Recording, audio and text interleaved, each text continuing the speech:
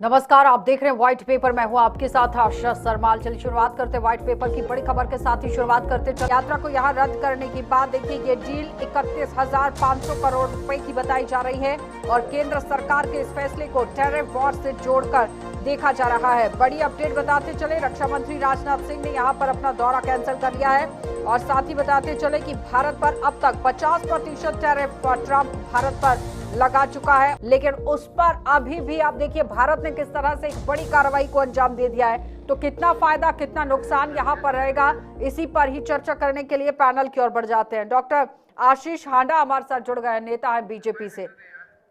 आदित्य त्रिपाठी हमारे साथ हैं, प्रवक्ता है कांग्रेस से, और उनके साथ साथ हमारे साथ डॉक्टर राम श्रीवास्तव विदेश मामलों के जानकार हैं। तीनों का बहुत बहुत स्वागत जुड़ने के लिए। चलिए आशीष जी, बहुत अच्छा जवाब कांग्रेस पार्टी से। आज तो बिल्कुल भी राजनीति नहीं की है कांग्रेस ने, सराहना कर दी आपकी और समर्थन भी कर दिया।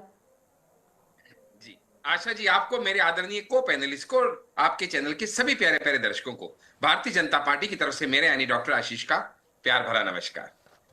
मैं भी दिल से आभार व्यक्त करता हूं हमारे कांग्रेस के प्रवक्ता को, जिन्होंने दल हित से ऊपर उठ के आज राष्ट्रहित की बात की। क्योंकि हम भी बीजेपी में हमेशा राष्ट्रहित सर्वोपरि की बात करते हैं और मोदी जी ने भी अपने अभिभाषण में यही कहा कि भाई भारत के उत्पादक यानी फार्मर्स या फिशरीज के साथ हम कोई भी अन्याय नहीं होने देंगे और हर उनका इंटरेस्ट भारत सर्वोपरि के आधार पे ही हम अपने हर फैसले को लेंगे। लेकिन यह समझने की बात यह है कि जब हम ट्रंप की बात करते हैं, हम सब जानते हैं ट्रंप एक ऐसा व्यक्तित्व है जो माई वे और हाईवे कहने वाले व्यक्तित्वों में से आता है। किसी किसी को कहते हैं कि हजम नहीं होती सफलता, यहां पे कुछ ऐसा ही लगता है। क्योंकि आप इस बात समझिएगा कि इस पूरे वर्ड को ट्रंप ने एक बॉक्सिंग रिंग बना के इस समय रख दिया है। ऐसा लगता है कि जैसे वर्ल्ड इकोनॉमी को वो इस हिसाब से चलाना चाहते हैं जैसे वो अपनी कंपनी चलाते हैं, जो कि बिल्कुल भी मुमकिन नहीं है। और ये सूनर और लेटर उनकी समझ में आ जाएगा कि इस बार जो उन्होंने भारत से पंगा लिया है, जो कि मोदी जी के नेतृत्व में इस समय विश्व गुरु बनने के लिए अग्रसर है, 11वीं से चौथी इकोनॉमी तक आ चुका है और बहुत जल्दी तीसरी इकोनॉमी बन जाएगा, ये उनकी बहुत बड़ी गलती है और शायद इसका अंदेशा उन्हें भी है। इसीलिए जब उन्होंने सेकेंडरी टैरिफ अभी लगाए हैं एडिशनल 25%, तो उन्होंने 21 दिन की विंडो इसीलिए दी है कि शायद इसमें वापस आया जा सके। लेकिन यहां देखना ही होगा, आपके दर्शक ये जानना चाहेंगे कि डॉक्टर आशीष ये बताइएगा, आप भाजपा की तरफ से बात रख रहे हैं कि इस समय हमारी क्या इस समय पॉलिसी हो सकती है, हम क्या कर सकते हैं। ट्रंप तो दनादन एक्शन लिए जा रहा है, आप क्या करना चाह रहे हैं। तो मैं आपके माध्यम से, आपके चैनल के माध्यम से दर्शकों को बता दूं कि पहले तो ये समझ लें कि इसमें एक नैरेटिव बिल्डिंग ऐसी हो रही है कि जैसे अगर यूएस हमारा सामान नहीं खरीदेगा, यूएस के सिटीजन हमारा सामान नहीं खरीदेंगे, तो शायद हमारी अर्थव्यवस्था टॉपर डाउन कर जाएगी। ऐसा बिल्कुल नहीं है, क्योंकि मैं आपके दर्शकों को बता दूं कि यूएस की जो पॉपुलेशन है वो पूरे वर्ल्ड की पॉपुलेशन का मात्र 4% है। इसलिए अगर 100 में से 4 लोग मेरा सामान नहीं भी खरीदते तो उससे मेरी दुकान बंद नहीं होती। पहली बात। डॉक्टर, जिस तरह से हथियार खरीदने की बात हो रही थी आशीष जी, अब अगली रणनीति भारत के पास क्या है और किस तरह से भारत काम करने वाला है? क्योंकि आपको हथियार भी चाहिए, आपको अपने दुश्मन से भी लड़ना है, इस तरह से टैरिफ को भी झेलना है और आम जनता को लेकर भी चलना है कि महंगाई की मार भी ना पड़े और देश जहां अर्थव्यवस्था को लेकर पहुंचा है वो कम भी नहीं होनी चाहिए, आगे बढ़ना है। अगर चौथे पायदान पर हैं तो तीसरे पर जाने की कोशिश होनी चाहिए। बिल्कुल आशा जी, आपने बिल्कुल सही कहा। मुझे इस बात को समझाने के लिए 2 मिनट लगेंगे, उम्मीद है आप मुझे देंगे। देखिएगा, समझना यहाँ पे ये पड़ेगा कि सबसे पहले तो ये फॉरेन डिप्लोमेसी का जमाना है। यहाँ पे ऐसा नहीं होता कि तुमने मुझे चांटा मारा तो मैं भी पलट के तुम्हें चांटा मार दूं। हर चीज को करने का तरीका होता है और मोदी जी फॉरेन डिप्लोमेसी के गुरु माने जाते हैं। आप ये समझिएगा, जब हम आर्म्स डील की बात करते हैं तो आपके दर्शकों को ये जानना होगा कि भारत सबसे ज्यादा आर्म्स इंपोर्ट किससे करता है? रशिया से 36%, दूसरे नंबर पे फ्रांस से 31% और उसके बाद यूएस का और फिर इजराइल का नंबर आता है।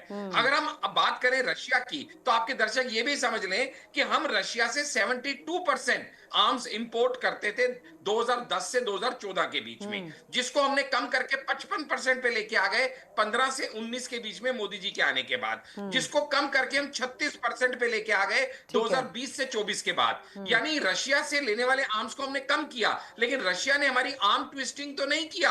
लेकिन जब हम ट्रंप की बात करते हैं तो समझ नहीं आता कि दोस्ती का हाथ बढ़ा रहे हैं या हमारी आर्म ट्विस्टिंग करना चाह रहे हैं, ये ट्रेड करना चाह रहे हैं या टेरर फैलाना चाह रहे हैं। ट्रेड इस तरीके से नहीं किया जाता कि भाई मेरी बात मानो, नहीं तो ऐसे, नहीं तो वैसे। आप समझिएगा कि आज की डेट में इंडिया जो पॉलिसीज अपनानी शुरू कर चुका है, ऑलरेडी 2 नोटिस दे चुका है वर्ल्ड ट्रेड ऑर्गेनाइजेशन को कि भाई हमारे पास राइट टू रिटेलिएट है अपने सिटीजन्स के इंटरेस्ट को सेव गार्ड करने के लिए। इसके अलावा मेक इन इंडिया के आत्मनिर्भर भारत के प्रोडक्ट्स के ऊपर हम लोग जोर देना शुरू कर चुके हैं। डोवाल जी ऑलरेडी रशिया पहुंच चुके हैं, पुतिन से मुलाकात कर चुके हैं, और आज ही मोदी जी ने एक लंबी वार्तालाप किया है रशिया के प्रेसिडेंट से और उनको इंडिया आने के लिए इनवाइट किया है। कंफर्मेशन मिल गई है कि वो बहुत जल्द इंडिया आने वाले हैं। इसके अलावा आप समझिएगा तो इंडिया ने अपने अदर फ्रंट्स खोलते हुए भी ऑलरेडी चाइना में जाके मोदी जी ने एससीओ मीट को अटेंड करने का फैसला कर लिया है, जिसकी डिक्लेरेशन हो चुकी है। इससे पहले वो एक दिन पहले जापान में भी जाएंगे, ये भी डिक्लेरेशन हो चुकी है। ब्राजील हमारी तरफ दोस्ती का हाथ बढ़ा चुका है और ओपनली कह चुका है, यानी एक नया फ्रंट खुल चुका है। चाइना हमारी तारीफ कर रहा है, पाकिस्तान हमारी तारीफ कर रहा है। ये बात ट्रंप को समझनी पड़ेगी कि अगर रशिया, पाकिस्तान और इंडिया दोनों के साथ साइमल्टेनियस फॉरेन डिप्लोमेसी बना सकता है तो यूएस क्यों नहीं बना सकता? क्योंकि जिस तरीके से यूएस इस समय ट्रंप के नेतृत्व में आगे बढ़ रहा है, बहुत जल्दी उनको ये समझ में आ जाएगा। कॉमन मैन भी ये समझ सकता है कि जो टैरिफ लगाए हैं उन्होंने, उससे भारत को क्या नुकसान हो रहा है। मेरी 100 रुपए की चीज जो वहां 110 में बिकती थी, आज 150 की बिकेगी। एडिशनल 40 रुपए किसको खर्च करने पड़ रहे हैं? एक आम अमेरिकन को। उसकी जेब पे असर पड़ रहा है, ना कि मेरी जेब पे असर पड़ रहा है। और मैंने शुरू में ही आपको कहा कि 100 में से 4 लोग मेरा माल नहीं खरीदेंगे, तो बाकी 96% लोग हैं। पूरा वर्ल्ड मेरे पास पड़ा है। मेरे पास अपनी जो इकोनॉमी है वो इतनी बड़ी है, मेरा अपना तो उसी को ध्यान में रखते हुए पीएम ने भी ये कह दिया कि मछुआरों, किसानों, ट्रेन जंग को लेकर तो बात कर सकते हैं ना डॉक्टर राम, कि जो इतने बिल्कुल कर सकते हैं, लेकिन आशा जी बात करने का सवाल ही नहीं है ना।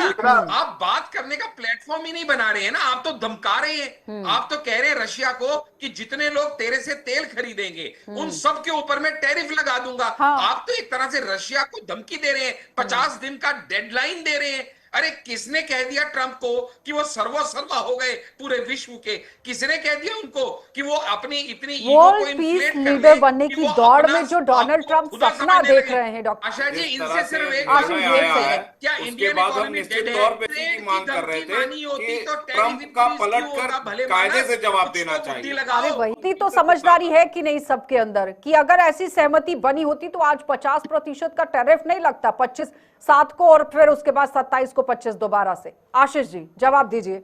जी आशा जी, मैं यहाँ पे डॉक्टर राम की बात को सपोर्ट करूंगा। जब उन्होंने ट्रंप टावर का जिक्र किया, हम सब जानते हैं कि ट्रंप एक हार्डकोर बिजनेसमैन है। उसको सिर्फ एक ही भाषा समझ में आती है, हिंदी, इंग्लिश, पंजाबी, उर्दू, कुछ नहीं। वो है पैसे की खनक की भाषा। उसको सिर्फ फायदा नुकसान समझ में आता है। अगर इंडिया को वो डेड इकोनॉमी बोलता, अगर वो सच में होती, तो क्या वो ट्रंप टावर्स यूएस के बाद वर्ल्ड में सबसे ज्यादा अगर कहीं बने हैं तो वो इंडिया में बने हैं। 7 शहरों में, पुणे, गुड़गांव, मुंबई, कोलकाता, हैदराबाद, नोएडा और बेंगलुरु में टोटल 13 प्रोजेक्ट्स हैं। और आपको बता दूं मैं आपकी जानकारी के लिए कि एक फ्लैट की कीमत 8 से 15 करोड़ है और पहले ही दिन बुकिंग का अमाउंट था 3,250 करोड़।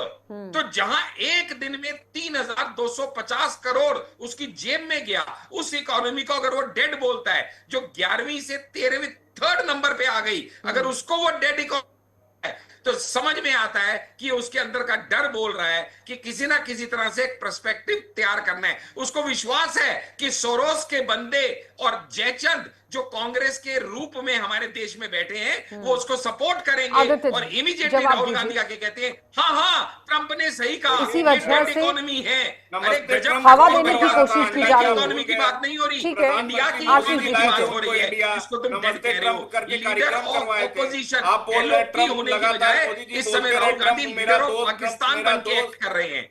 अरे तुम ऐसी हरकतें क्यों करते हो? तुम्हारे अजय राय क्यों ऐसे बयान देते हैं जब वो कहते हैं कि राफेल को जंग लड़ने के लिए रखा है या जंग खाने के लिए? भारत जिस गति से विकास कर रहा है उसको रोकना असंभव है। रहा सवाल आलोचना प्रत्यालोचना, ये तो चलता रहेगा आंतरिक राजनीति में, वोटों की राजनीति के कारण। हमको देश हित में इसके ऊपर उठकर सोचना पड़ेगा और सोचने के लिए ये आवश्यक है आखिर ट्रंप ये सब हरकतें क्यों कर रहे हैं। जो उनका सबसे खास मित्र था एलन मस्क, वो उनका दुश्मन हो गया। आज की स्थिति में उनका दोस्त है कौन? उनका दोस्त जो है नेतन्याहू है। उन्होंने सबसे पहले नाटो के देशों को कहा कि अपना अपना रक्षा बजट बढ़ा दीजिए, 5% बढ़वा लिया, जिससे कि वो खुद हथियार जो यूक्रेन को नहीं दे रहे, नाटो को देश को दे रहे हैं और नाटो के देश उनको पैसा दे रहे हैं और वो हथियार यूक्रेन लड़ रहा है। अब उन्होंने पुतिन से हाथ मिलाकर उनको सरेंडर करने की पूरी तैयारी कर ली है।